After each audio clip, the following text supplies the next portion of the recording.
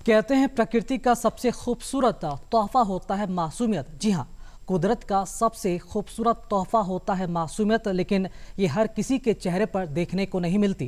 लेकिन जिनके चेहरे पर ये मासूमियत होती है, आप उनसे एक बार ज़रूर पूछिएगा कि क्या आपके दिल में भी वही मासूमियत है। कहने का मतलब कि जिनके चेहरे पर मासूमियत होती है, उनके दिल में भी ये जो मासूमियत है झलकना चाहिए, क्योंकि ये चीज़ आपको विनम्र बनाती है। और मानव जीवन में प्रकृति का सबसे बड़ा श्रृंगार यही तो है, विनम्रता। जी हाँ, इन उम्मीद और कामनाओं के साथ मैं राकेश बहुत बहुत स्वागत करना चाहूँगा दूरदर्शन के बेहद ही खास और लोकप्रिय कार्यक्रम, अपने चहते कार्यक्रम बिहार बिहान में। दर्शकों, आप सभी जानते हैं कार्यक्रम की शुरुआत हो चुकी है और कार्यक्रम के शुरुआती क्षणों में हम आपसे साझा करते हैं अपने महात्माओं के अनमोल वचन, जो वचन हमें आगे बढ़ने के साथ साथ हमें तमाम संघर्ष करने का जो रास्ता है वो भी बताते हैं और सफलता के मुकाम तक हम पहुंचते भी हैं। तो आइए देखते हैं आज का अनमोल वचन।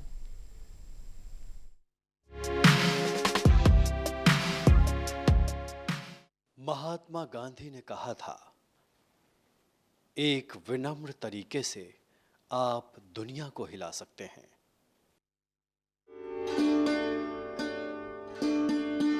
हमारे जो मेहमान है वो हैं gastro surgery head of the department Patna AIIMS के डॉक्टर उत्पल आनंद जी। बहुत बहुत स्वागत है सर कार्यक्रम में आप सबका। नमस्कार।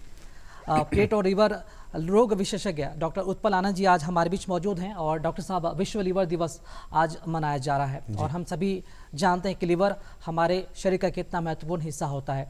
तो हम जरूर चाहेंगे सबसे पहले बताएं कि इस बार का जो थीम है वो क्या है और क्यों इसकी शुरुआत की गई थी, क्या मायने रखता है लीवर दिवस हमारे जीवन में। इस 19 अप्रैल को विश्व लीवर दिवस मनाया जाता है। जैसा आप सब जानते हैं कि बहुत सारे अवेयरनेस कार्डिक पे, फिटनेस पे, एक्सरसाइज पे सब कुछ हो गई है, लेकिन स्टिल लोगों के मन में कि लीवर क्या इम्पोर्टेंट है, किस तरह से इसके क्या सिम्टम्स है, किस तरह से उसको देखभाल करनी चाहिए, अभी भी बहुत अवेयरनेस नहीं है लीवर पे। पहले आपने बताया कि लीवर एक पावर हाउस ऑफ सेल है। जितनी एनर्जीज होती है, जितनी मेटाबॉलिज्म होती है, जितना टॉक्सिक प्रोडक्ट्स को बाहर निकालने की जो ज़रूरत होती है, वह सब काम लीवर करता है। और पूरा स्वस्थ आपके शरीर का ये आईना है कि लीवर आपके कैसे है। ठीक, इसलिए लोग में कार्डियक अवेयरनेस तो है, लेकिन लीवर अवेयरनेस के बारे में भी ये जागरूकता फैलाने के लिए विश्व लीवर दिवस हमें 19 अप्रैल को किया जाता है। इस बार का थीम है कि फैटी लीवर। फैटी लीवर बहुत इंपॉर्टेंट आजकल के ज़माने में लाइफस्टाइल डिजीज़ है, क्योंकि इसको मेटाबॉलिक सिंड्रोम की तरह देखा जाता है।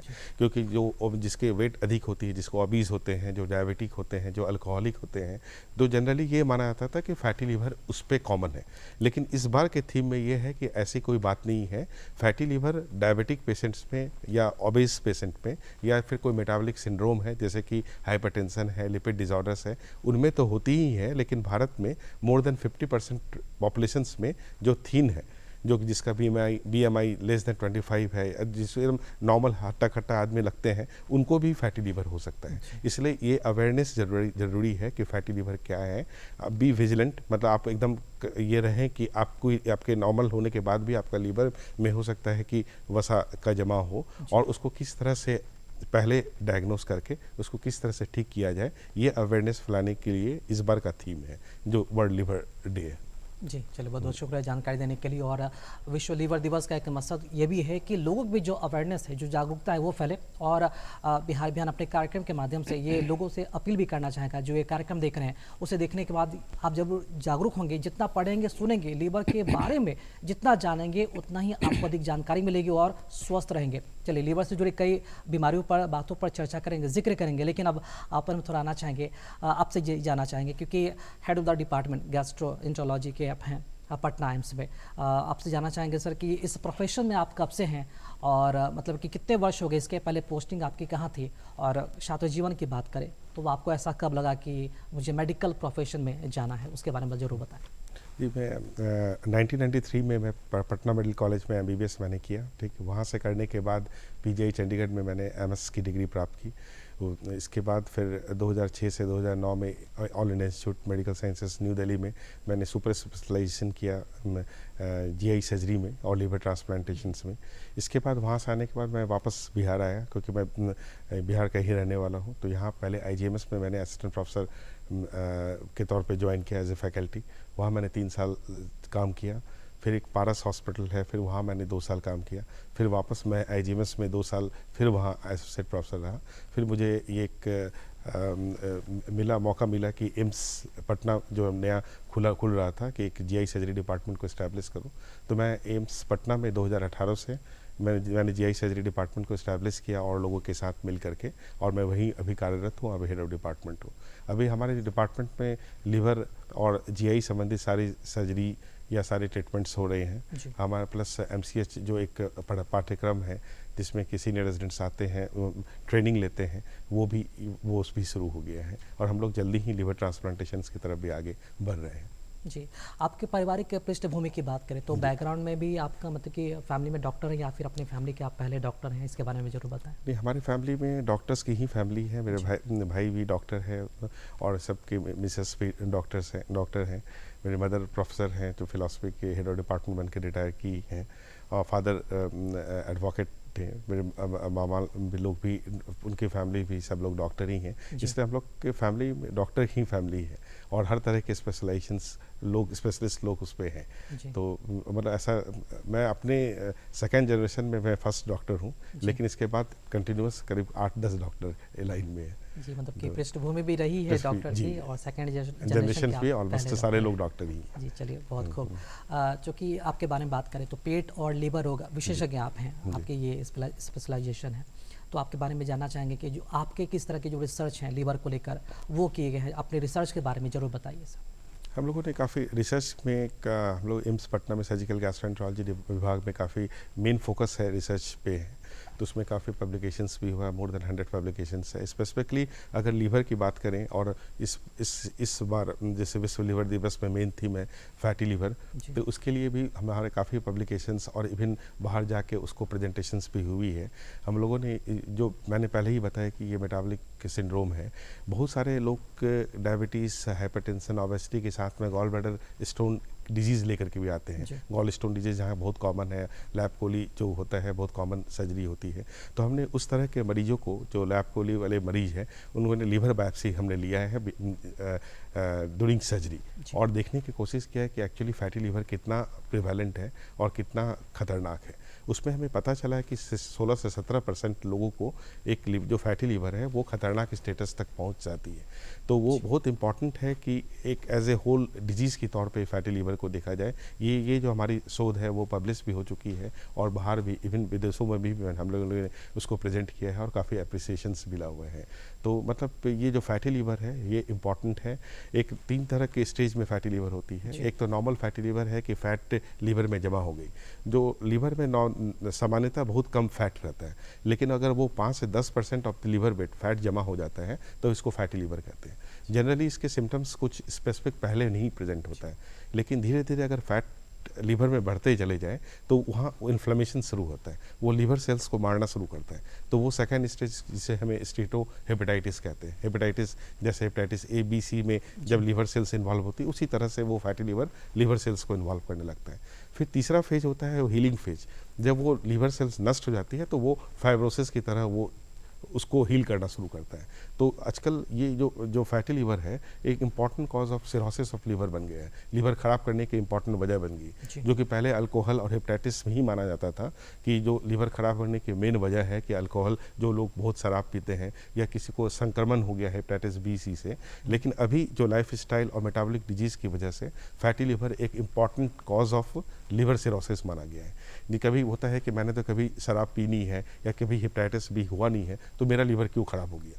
तो एक्चुअली लीवर ये ख़राब होने की वजह जो है फैटी लीवर है, और ये बहुत ही लाइफस्टाइल डिजीज़ है, बचपन से ही शुरू हो जाती है।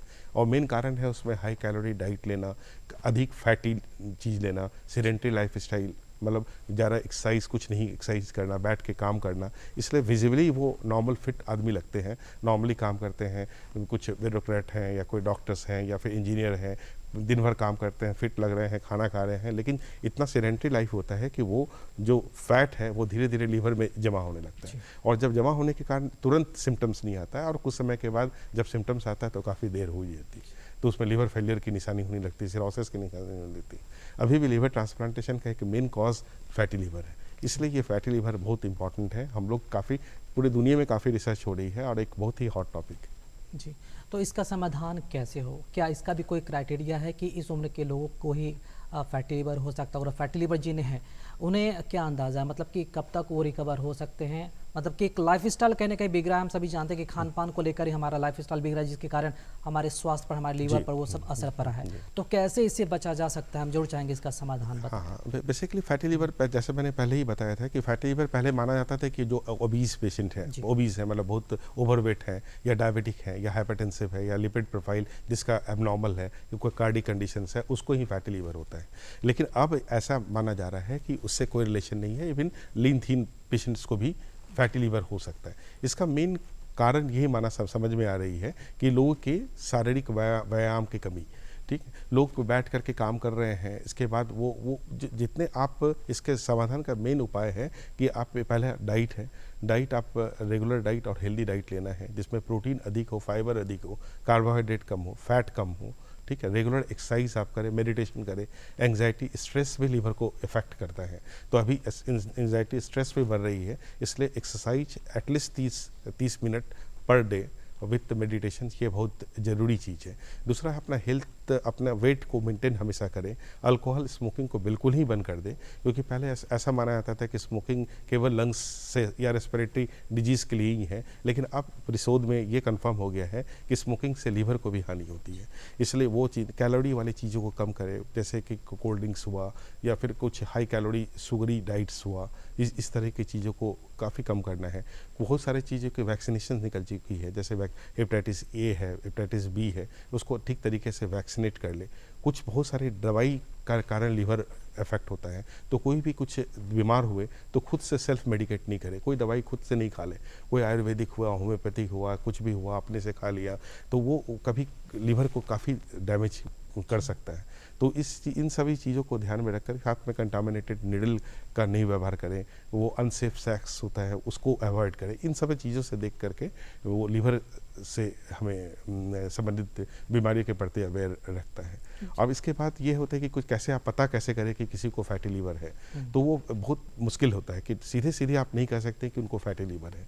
और यही इस बार विश्व लीवर दिवस का एक मेन थीम है। आपको अवेयर रहना है कि लीवर से संबंधित बीमारी भी आपको हो सकती है, जैसे कि मन नहीं लगना, थकान महसूस होना, उल्टी जैसा लगना, जरूरी नहीं कि उल्टी हो ही जाए, तो वजन अनएक्सपेक्टेडली कम होना या फिर कभी कभी जॉन्डिस हो जाना, तो ये सब सजेस्ट करता है कि हो सकता है कि लीवर संबंधी बीमारी हो। उसके लिए आपको दो चीज़ है, एक खून की जांच है जिसको लीवर फंक्शन टेस्ट कहते हैं, उसमें अगर एंजाइम्स भरी हुई है तो वो सजेस्ट करता है कि हो सकता है कि आपको फैटी लीवर हो। दूसरा अल्ट्रासाउंड है, सीटी स्कैन है, वो सजेस्ट करता है कि लीवर में फैट की मात्रा कितनी है। कुछ फाइब्रो स्कैन भी है जो कि क्वान्टिफाई कर सकता है कि कितना ये है। और इसका समाधान एक ही है कि वजन को कम करें, फैटी चीज़ों को कम खाएं, कम कैलोरी वाली चीज़ लें, एक्सरसाइज करें, मेडिटेशन करें। बहुत स्पेसिफिक दवाई अभी बहुत नहीं आई है, लेकिन इन सभी लाइफस्टाइल चेंजेस से बहुत हद तक इसको कंट्रोल किया जा सकता है। जी, ये आपने तकनीकी पहलू बताया और दर्शकों में आपको ये बताना चाहूँगा कि आपको पता नहीं चलेगा अगर लीवर से जुड़ी कोई गंभीर बीमारी आपको, तो ये पता नहीं चलेगा, आपको पता करना होगा। अगर आपको ऐसा कुछ लक्षण या सिम्टम्स कुछ थोड़ा सा भी दिखे तो आप तुरंत ब्लड टेस्ट करवा सकते हैं, सीटी स्कैन जैसे कि अल्ट्रासाउंड डॉक्टर साहब ने कहा वो भी आप जाँच करा सकते हैं। इससे समय के बाद, एक समय होने के बाद लीवर कुछ ज़्यादा डैमेज हो सकता है, इसलिए उसके पहले ही आप थोड़ा सा अलर्ट रहें। अगर आप जांच पहले करवाएंगे तो आपको मालूम रहेगा और बीमारी समय रहते पकड़ा जाएगी तो ज़्यादा सही रहेगा कि आप स्वस्थ रह सकते हैं और अपना लाइफस्टाइल सुधार सकते हैं पहले की अपेक्षा। डॉक्टर साहब, 15 से 16 सालों का एक लंबा एक्सपीरियंस रहा है आपका इस मेडिकल प्रोफेशन में, आपने बताया। तो हम ये जरूर चाहेंगे आप ये बताएं कि किस तरह के क्रिटिकल केसेस का सामना आपका हुआ है जिसे इलाज कराने लोग दिल्ली तक चले जाते हैं, बाहर तक चले जाते हैं। पहले जब जीआई सर्जरी आप स्पेशलाइज डिपार्टमेंट हो गया है, यहाँ पे स्टार्ट हो गया है, तो पहले बहुत सारे बीमारियों के लिए सबको दिल्ली या कहीं बाहर जाना पड़ता था। अब ये सारी बीमारी का इलाज यहाँ पे संभव है। जैसे जीआई कैंसर्स है, जीआई कैंसर्स में कोलोन कैंसर है, गैस्ट्रिक कैंसर है, एसोफेजियल कैंसर्स हैं, या फिर कुछ बेनाइन कंडीशंस में हुआ बिलियरी स्ट्रिक्चर्स हो गया, कोलोडोकल सिस्ट हो गया, बहुत तरह की लीवर से संबंधित बीमारी, हेपेटोसेलुलर कार्सिनोमा हो गया, इन सभी चीज़ों का एक कम्प्रिहेंसिव और हॉलिस्टिक वे में इलाज अब संभव है एम्स पटना में, क्योंकि गैस्ट्रोएंटरोलॉजी विभाग है, हेपेटोलॉजी विभाग है, जीआई सर्जरी विभाग है, कुछ कीमोथेरेपी रेडिएशंस की ज़रूरत है, तो वो एक ही छत के अंदर में सारी चीज़ स्पेशलाइज्ड वे में, या रेडियोलॉजी है, सब कुछ एक साथ में इंटीग्रेटेड वे में आप संभव है। अब किसी भी तरह का एक्सेप्ट लिवर ट्रांसप्लांटेशन के बाहर जाने की ज़रूरत नहीं है। लिवर ट्रांसप्लांटेशन के लिए भी हम लोग आगे बढ़ रहे हैं और काफ़ी आगे तक उम्मीद करते हैं कि 6 महीने से 1 साल में हम लोग ट्रांसप्लांट भी कर लें, पटना एम्स पटना में, हाँ पटना एम्स में, क्योंकि लिवर ट्रांसप्लांटेशन ही एक ऐसा है जो कि इस स्टेट में अभी नहीं हो रहा है, जिसके कारण मरीजों को बाहर जाना पड़ रहा है। अगर हम वो लिवर ट्रांसप्लांटेशन की सुविधा भी यहाँ शुरू कर दें तो ये बहुत बड़ी उपलब्धि होगी, क्योंकि बहुत सारे ऑर्गन्स हैं जो कि ट्रॉमा के कारण से रह जाते हैं, जैसे लीवर हुआ, किडनी हुआ, ये रिट्रीवल कर सकते हैं और बहुत सारे ज़रूरतमंदों को हम लोग मदद कर सकते हैं।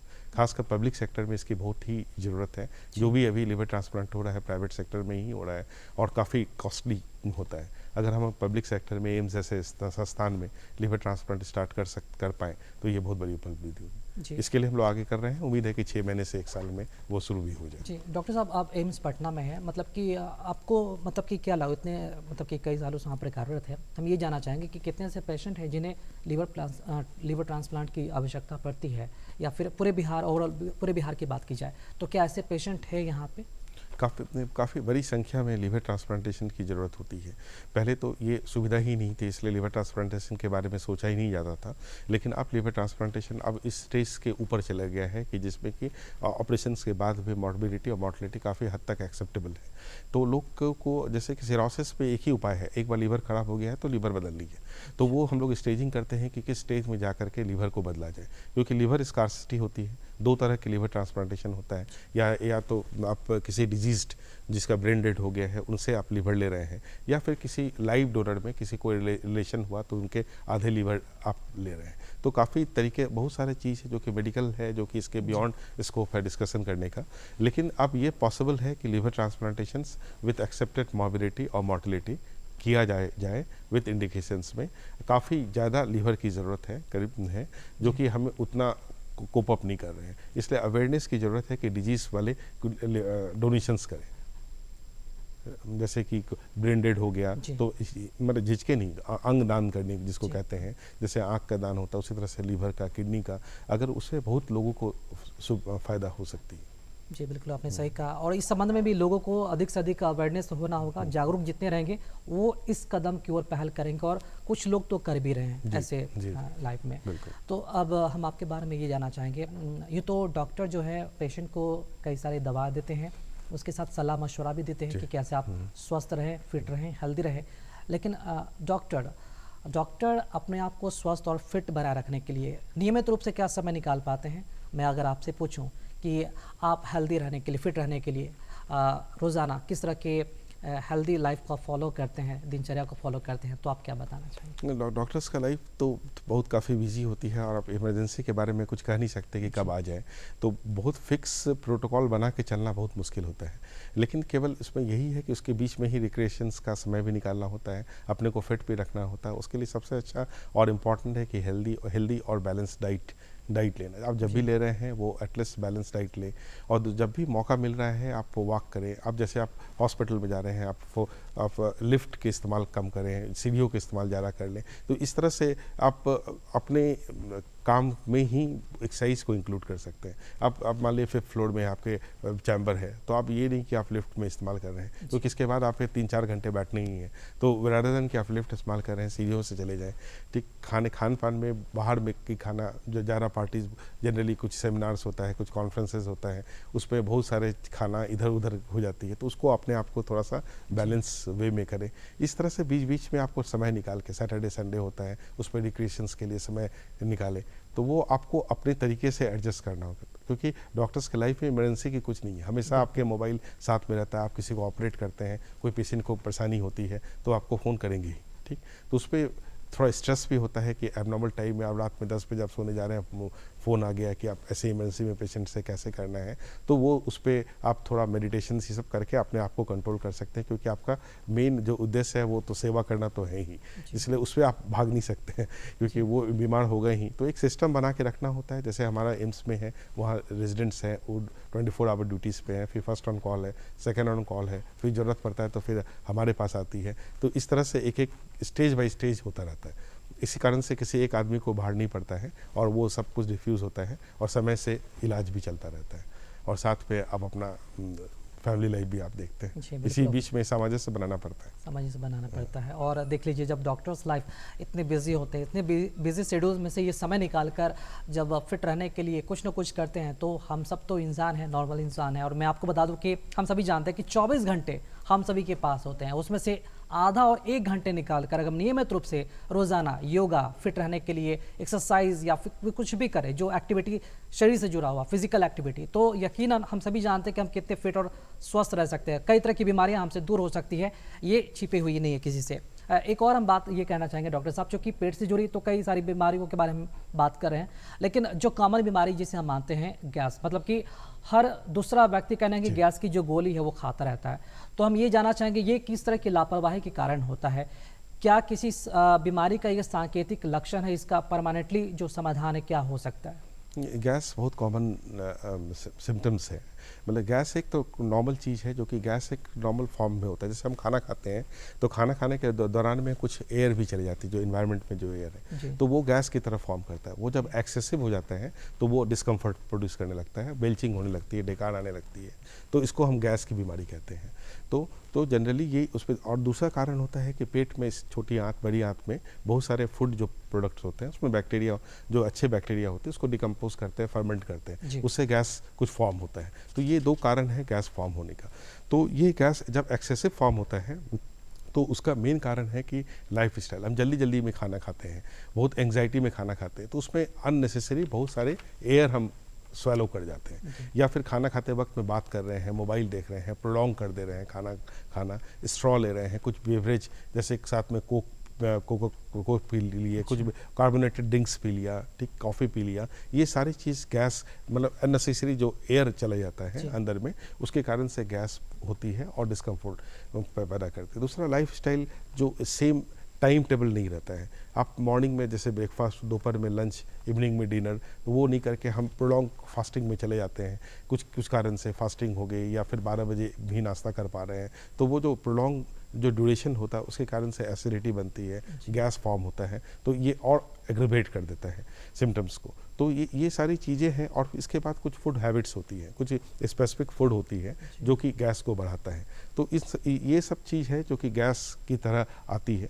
नॉर्मल गैस फॉर्म होना नॉर्मल चीज़ है, और गैस निकलता भी है इरेक्टेशन से या फ्लैटुलेंस से, जो कि नॉर्मल आदमी को भी 5 से 15 बार ऐसा नॉर्मल होता है। जब लगने लगता है कि पेट भारी हो गया है, गैस निकल नहीं रहा है, जिसको हम ब्लोटिंग कहते हैं, सेंसेशन होता है, तब इसको सीरियस माना जाता है।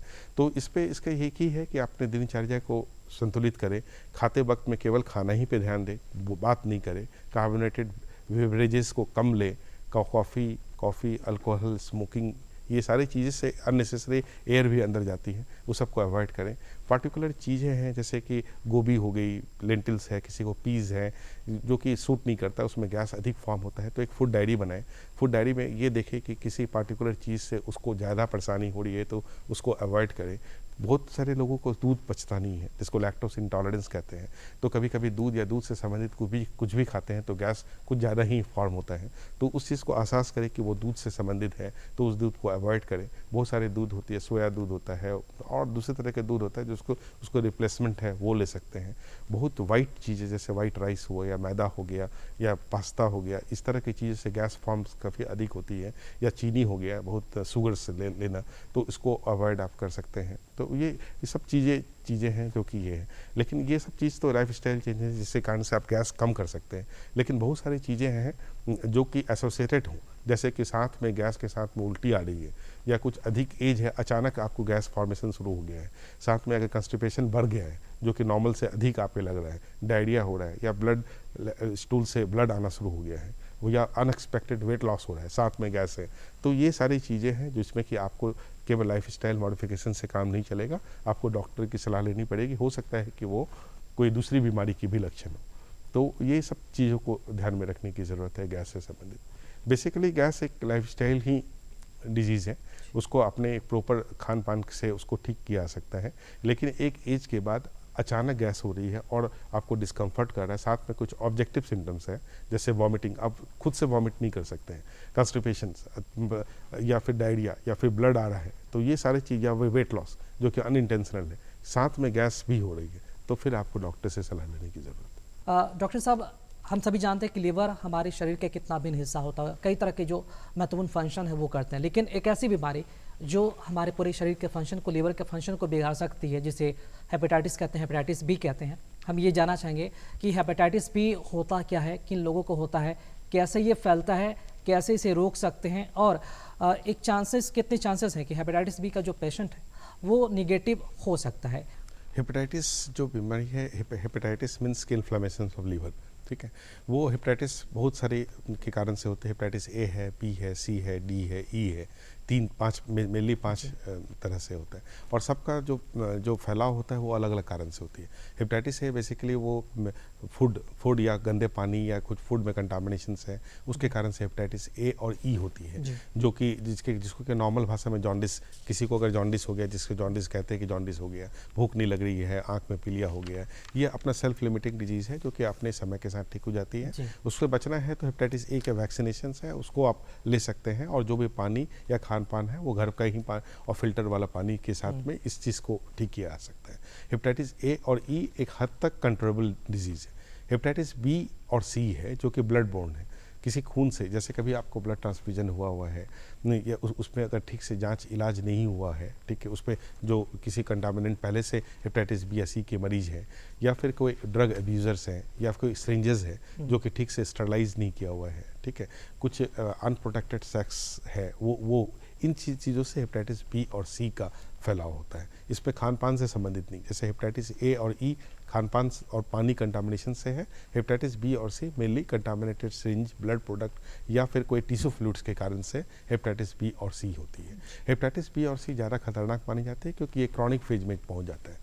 जनरली जैसे आपने हेपेटाइटिस बी के बारे में पार्टिकुलरली पूछा है, तो हेपेटाइटिस बी एक्यूट फेज में भी जा सकता है, क्रॉनिक फेज में भी जा सकता है। एक्यूट फेज में है कि एक बार हुआ, जो हेपेटाइटिस ए की तरह ही वो प्रेजेंट करता है कि भूख नहीं लगना, जॉन्डिस होना, उल्टी आना और बीमार पड़ना, 14 दिन 15 दिन बीमार पड़ा, काफ़ी लिवर एंजाइम्स बढ़ा, जॉन्डिस हुआ, फिर धीरे धीरे वो क्लियर हुआ और बॉडी के इम्यून सिस्टम वो हेपेटाइटिस बी को पूरी तरह से निकाल देता है। पूरी उसमें बहुत अलग से कोई ट्रीटमेंट की ज़रूरत नहीं होती है और वो पूरा कंप्लीट क्योर हो जाता है, जो कि 90% केसेस में ऐसा संभव है।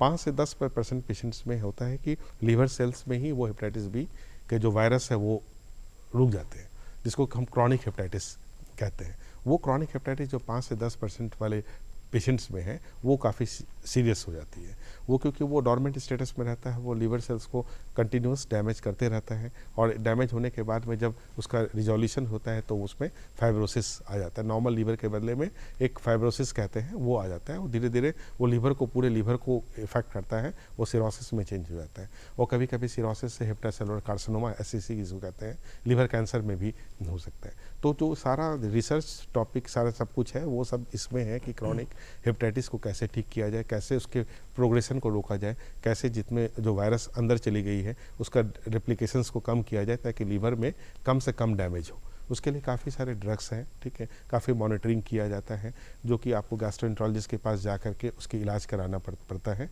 तो बेसिकली 90-95% ठीक हो जाती है। 5 से 10% लोग जो क्रॉनिक हेपेटाइटिस के शिकार होते हैं उसके लिए दवाइयों की ज़रूरत होती है, उसको कंट्रोल में लाया जा सके।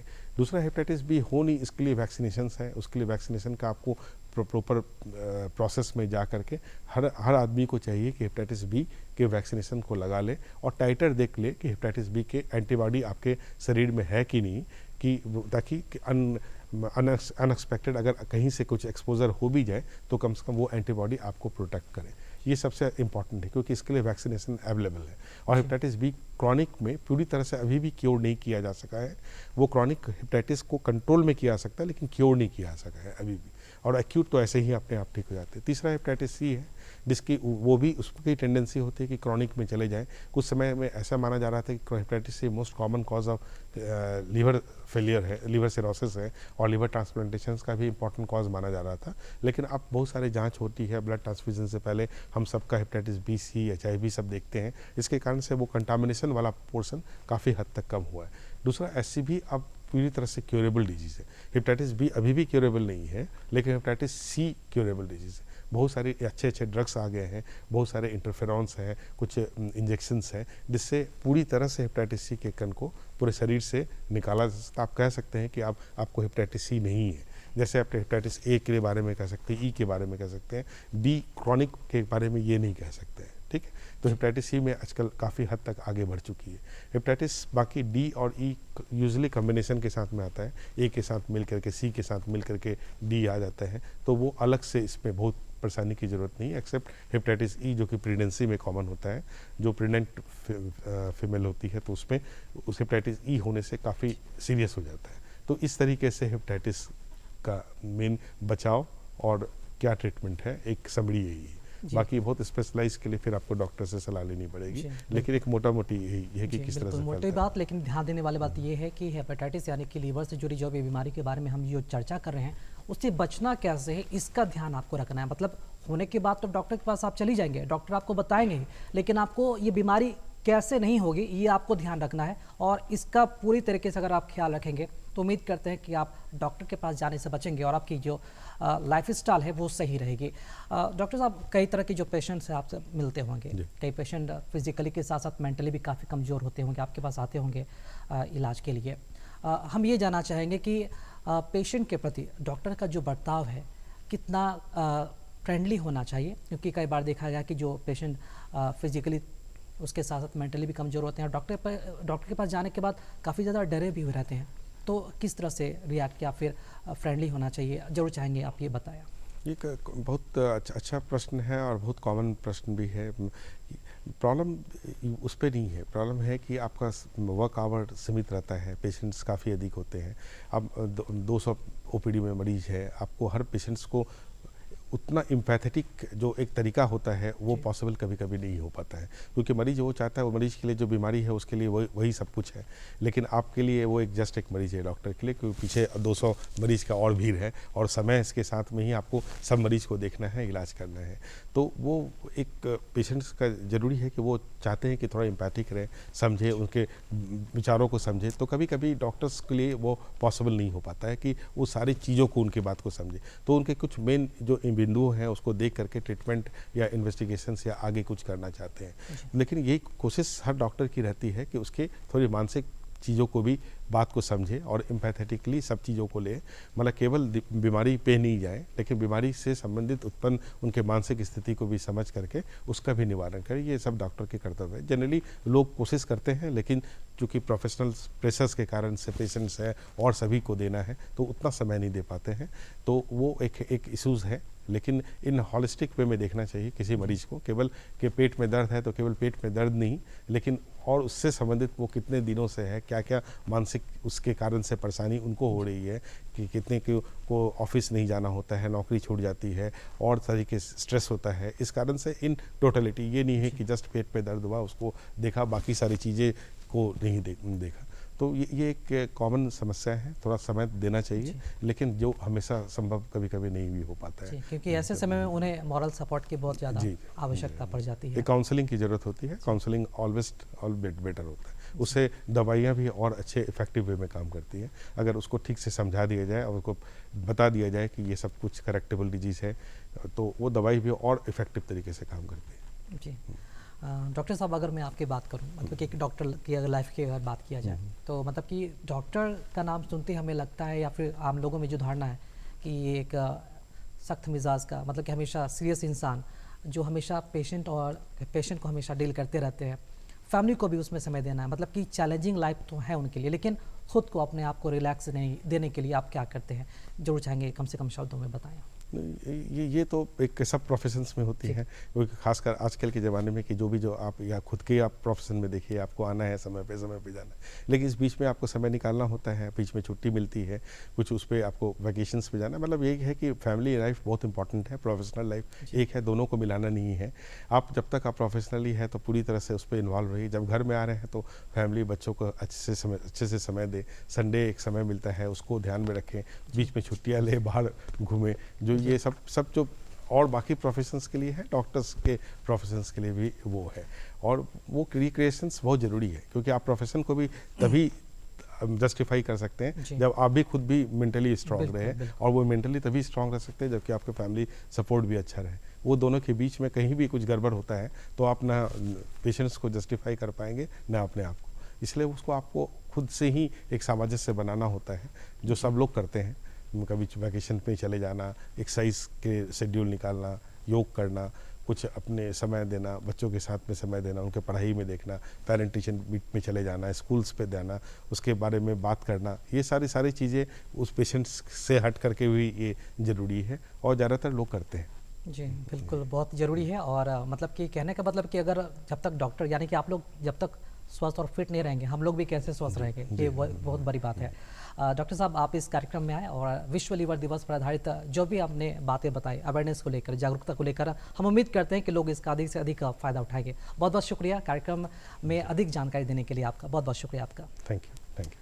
तो दर्शकों, आज का हमारे ये खास कार्यक्रम का अंक बिहार बिहान आपको कैसा लगा, खत लिखकर हमें ज़रूर बताएं, क्योंकि हमें इंतजार रहता आपके खत का। तो उठाएं कागज़ और कलम, लिखिए हमारा पता है कार्यक्रम बिहार बिहान, निदेशक डीडी बिहार, दूरदर्शन केंद्र पटना, फ्रेजर रोड पटना 8000001। हमारा ईमेल आईडी है director ddkpatna@gmail.com।